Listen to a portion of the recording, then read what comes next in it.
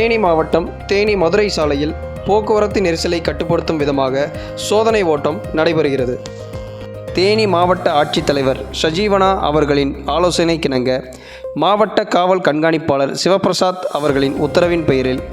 தேனி மாவட்ட காவல் துணை கண்காணிப்பாளர் பார்த்திபன் அவர்களின் தலைமையில் தேனி நகர காவல் ஆய்வாளர் மற்றும் போக்குவரத்து காவல் ஆய்வாளர் அவர்களின் முன்னிலையில் இன்று போக்குவரத்து விதிகளுக்கு உட்பட்டு அனைத்து வாகனங்களையும் மாற்றுப்பாதையில் அனுப்பப்பட்டன.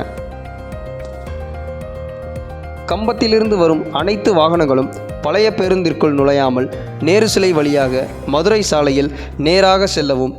மதுரை சாலையிலிருந்து கம்பம் மற்றும் போடிக்கு செல்லும் வாகனங்கள் தேனி பழைய பேருந்து நிலையத்திற்குள் நுழைந்து கம்பம் சாலை வழியாக வெளியேற வேண்டும் எனவும்,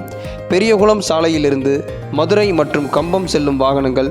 நேரு சிலையிலிருந்து இடதுபுறமாக திரும்பி மதுரைக்கு நேரடியாக மதுரை செல்லும் சாலை வழியாக செல்லவும்,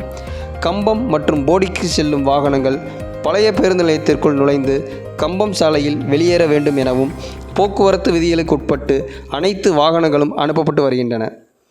இருசக்கர வாகனங்கள், 4 சக்கர வாகனங்கள், கனரக வாகனங்கள் மற்றும் பேருந்துகள் ஆகியவற்றை இயக்கும் ஓட்டுநர்கள்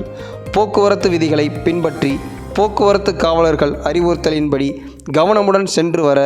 ஒத்துழைப்பு தருமாறு போக்குவரத்து காவலர்கள் அறிவுறுத்துகின்றனர். போக்குவரத்து நெரிசலை கட்டுக்குள் கொண்டுவர போக்குவரத்து ஆய்வாளரின் முன்னிலையில் போக்குவரத்து சார்பு ஆய்வாளர்களின் துணையுடன் போக்குவரத்து காவலர்கள் அனைவரும் சிறப்பாக பணியாற்றி வாகனங்கள் இடையூறு இல்லாமல் செல்வதற்கு உறுதுணையாக இருந்து வருகின்றனர்.